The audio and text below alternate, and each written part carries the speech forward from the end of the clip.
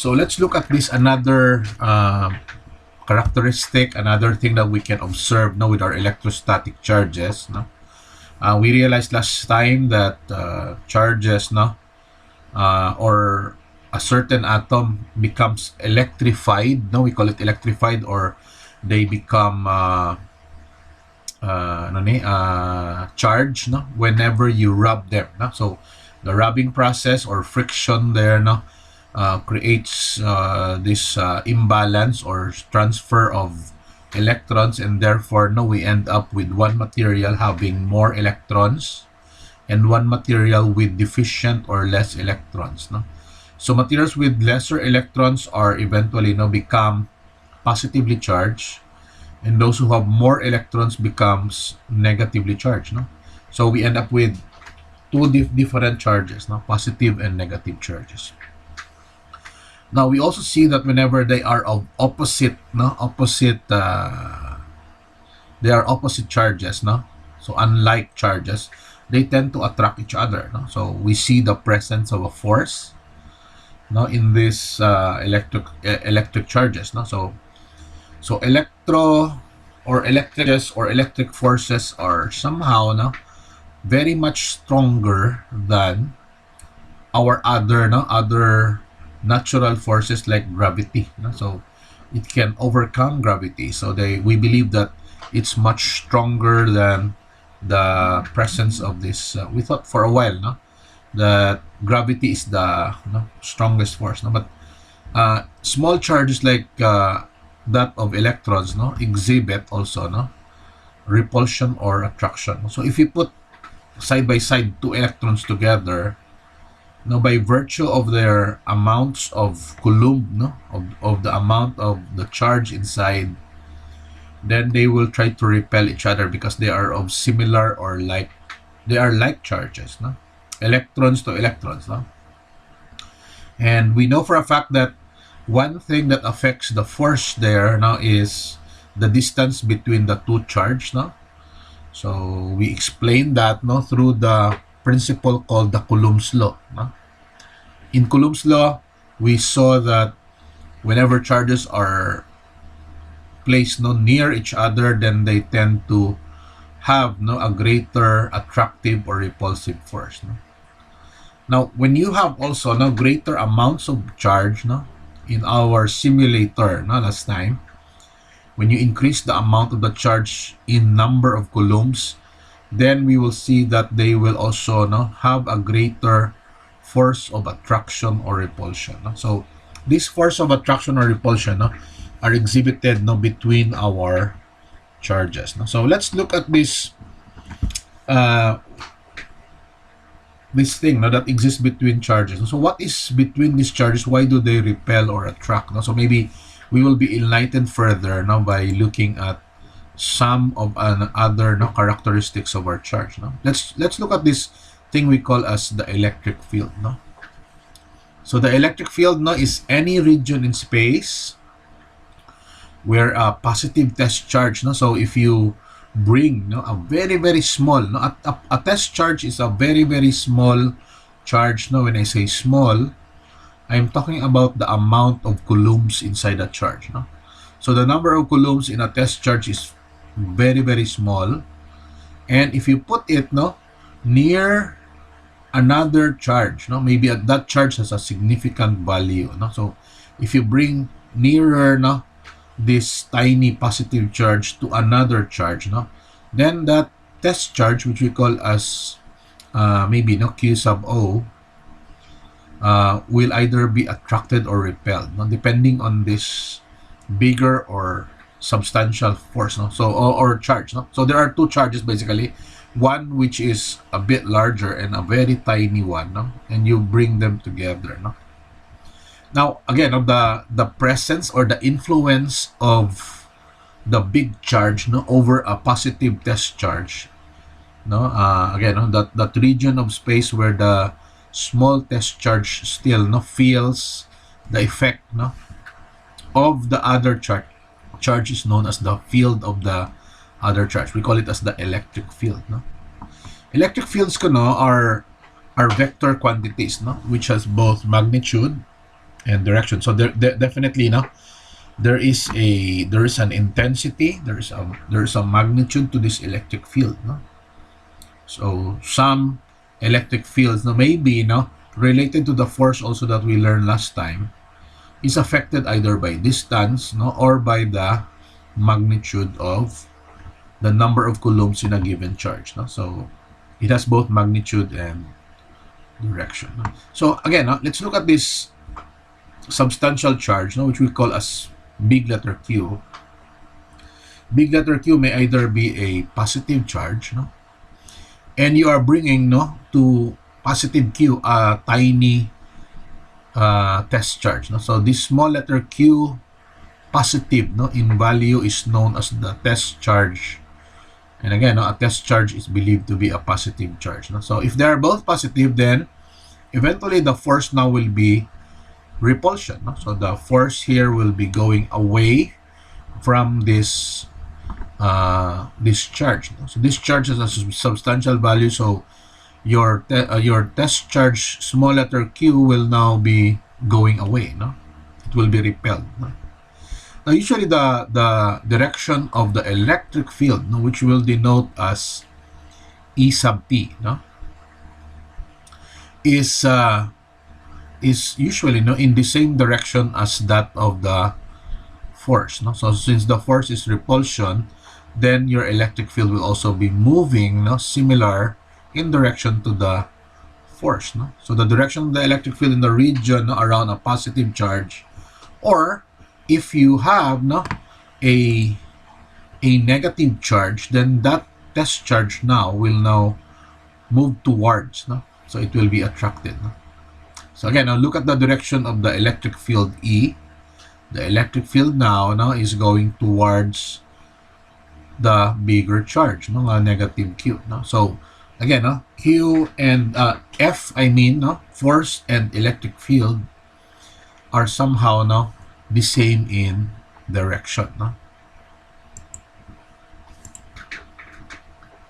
Now here's our electric field, so if we have here a positive charge, then we believe that the lines of force, so we call these lines that are going out, from a positive charge, the small dot on the left, a positive charge, we know that its lines of force, is going away, so that's how we draw a positive charge, so its lines of force are outward.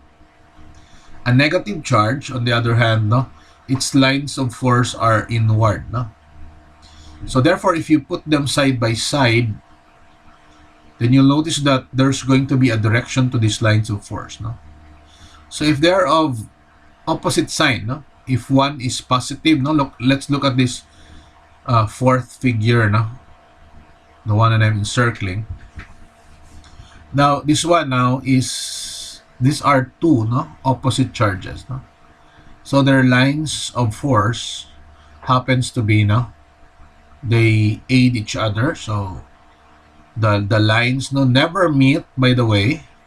However, they connect now to the negative charge, so that's a picture of attraction, Now again, these lines of forces never cross each other, Now if we are dealing with plates, so if you have a metal plate, and supposing that metal plate on one side only contains positive charges, and the one on the right side are all negative charges, so there's an accumulation of charge here, and supposing they are not touching each other, and therefore the charge will simply remain on these metal plates, so there's a space in between them, and now the force of attraction is going in this way, so the electric field is drawn like, again, first they are horizontal, and then there's a curved part at the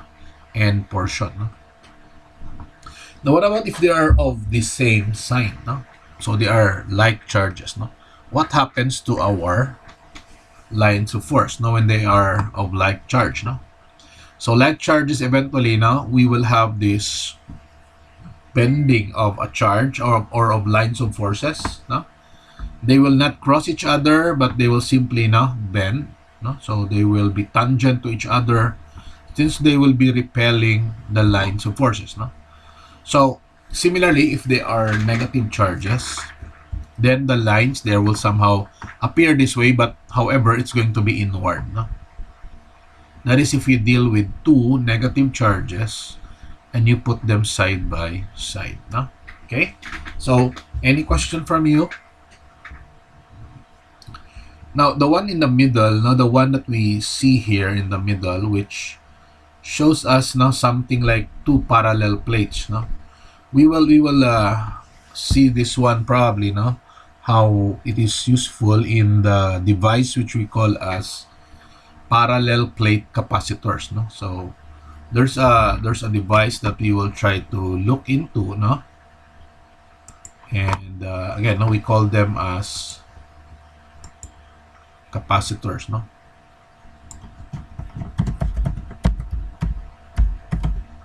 So specifically, now we will have a parallel plate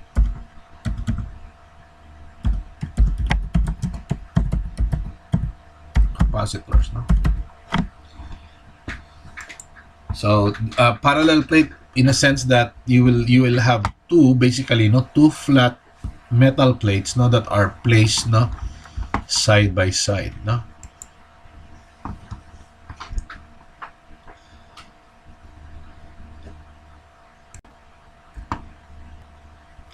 Okay, so that's the electric field, no, that we've mentioned just a while ago. Now, there's an equation to know, no, the strength.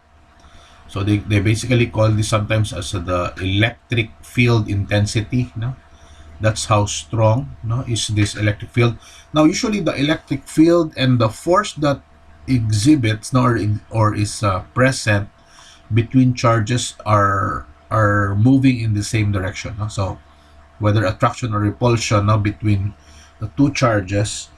Now, this electric field again now is moving in the same direction as the electric force, no? So if we divide that force, guys, now by the magnitude of the test charge, no? So F divided by Q sub O, and again Q sub O is your test charge, no? So that's the small positive charge that you put near another charge, no? So the value of the electric field intensity there is equal to F over Q, no? Now, therefore, the unit of our electric field intensity, no? So if we will have a unit, no?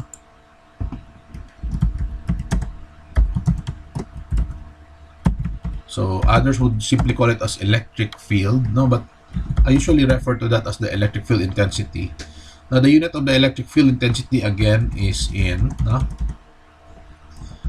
Maybe, no? If you have a force of 1 Newton and a charge of 1 Coulomb, so you have 1 Newton, no? Newton per Coulomb, no? So N over C, no? So that's our unit of our electric field, no? So again, no, electric fields are basically, they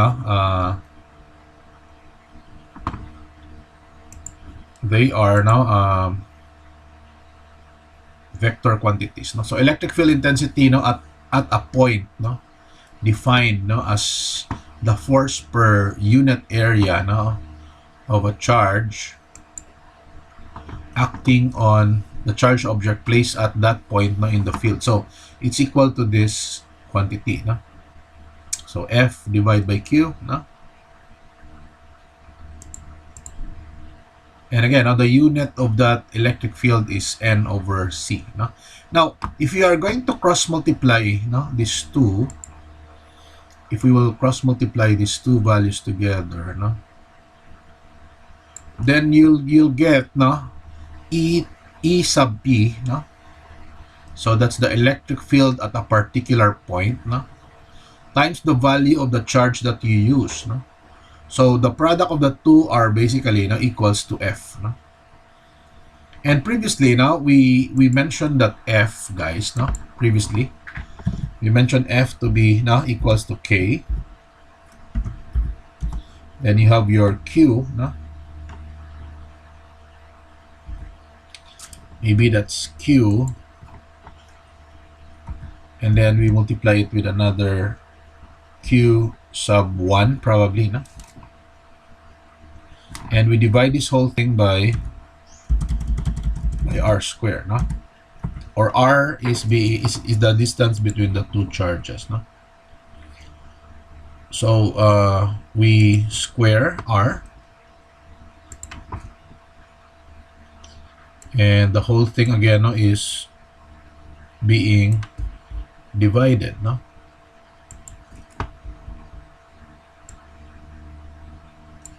Now, if you try to equate, no, if the two values of f here are equivalent, then we can equate this second equation, this red colored equation, with this previous equation that we have, no? And then if we will try to equate them, no, you'll see that we will end up, no, with a value that is merely E na lang din, no? So again, no, if we try to equate the two, no? So again, no, if f and this, no, are being equated together, no, then we can end up, no, with a single equation for our electric field, no, at a particular point, no? So again, no, simplifying, we can end up with this quantity, no? And again, this quantity is telling us that the electric field due to a certain charge, no, and you determine its effect, no, on a particular point is equivalent to this value. And by the way, 9 times 10 to the 9 is known as our K value, no? So K is a constant, no? So if we are going to put a diagram to this, no? So if this is our charge, so if let's say, no, that's a charge, and we want to know, no, its intensity. Let's say we will draw an intensity here. So this is the point where you are trying to find the electric field intensity of Q, no? So basically, let's say we call this as big letter Q. Ano iya electric field intensity pag abot diri nga point, no? So if there's a tiny dot here, no?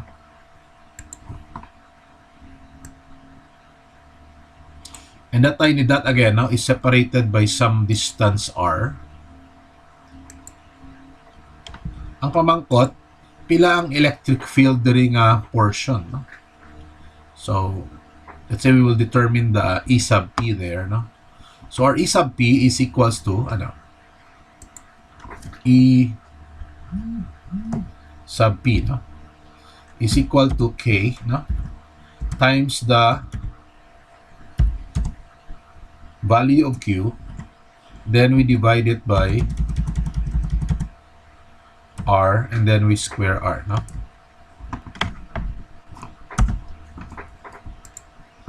Muna itong value karon, no?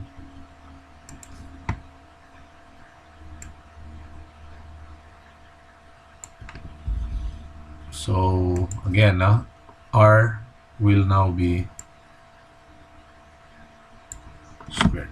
So ano no? So kung kwaon itong electric field diri nga particular point, no? So this is your point P, no? So that's why we call it as E sub P, no?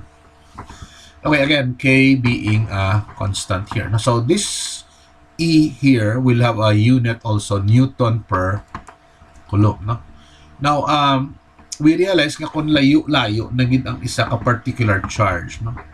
Ano ang iya electric field intensity kung layo na siya sa given charge Q, no? So ini, let's say we'll consider another similar, no, test charge, pero ang ini nga test charge karon guys is much further away, no? Mas layo-layo ni sayo. Looking at the distance, this one is a bit further, no, from the previous value, no?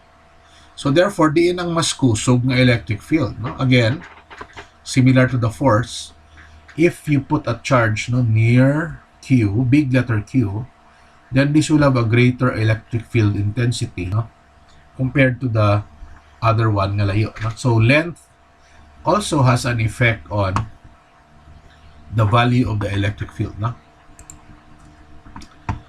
Okay, do you have a question? No, sir. So similarly, no, sa aton force. Okay, now let me try to delete some of this, no. So there's our equation again, no?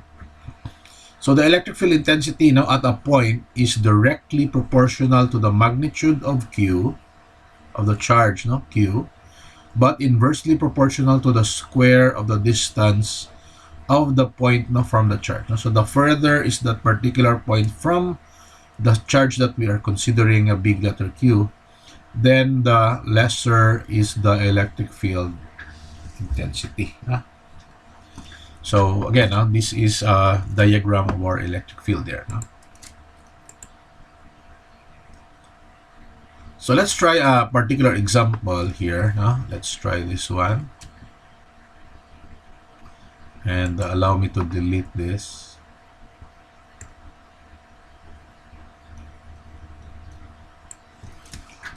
So what is our example here? So how much is the electric field intensity? So we are tasked to find that value, letter E.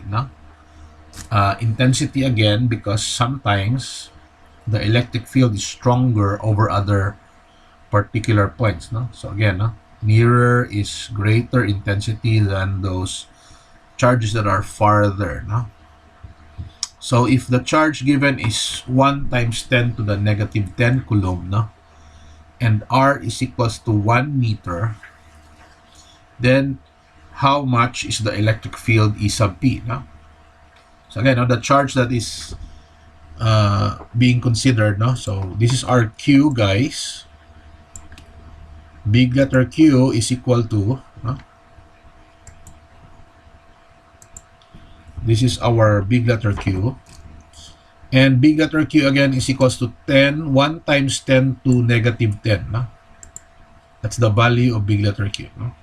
Now, we will determine the electric field intensity at a point that is basically 1 meter away. So this is basically 1 meter away. Pamangkot, how much is E sub P here? When you're dealing with a distance that's 1 meter away. So again, substituting simply. So we have here K, constant value, 9 times 10 to the 9.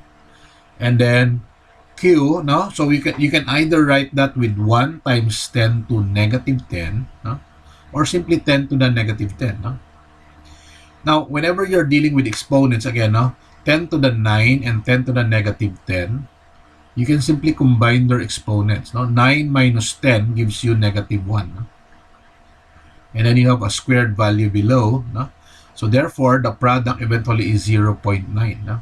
So that's 10 to the negative 1. That's 1 decimal place that you are going to consider in the product. So, so 0.9 Newton per coulomb ang aton value. So, electric field intensity.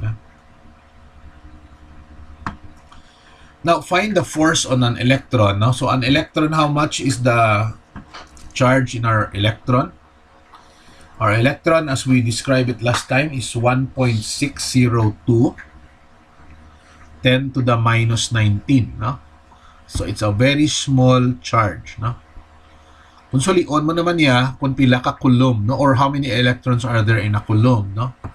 So, 1 coulomb of charge will have 6.25. So, we already mentioned. So, kung sulion mo na, if you get the reciprocal of 1.6, so 1 coulomb is equivalent to 6.25 times 10 to the positive 18. So please remember, this is an exponent, and that's the number of electrons.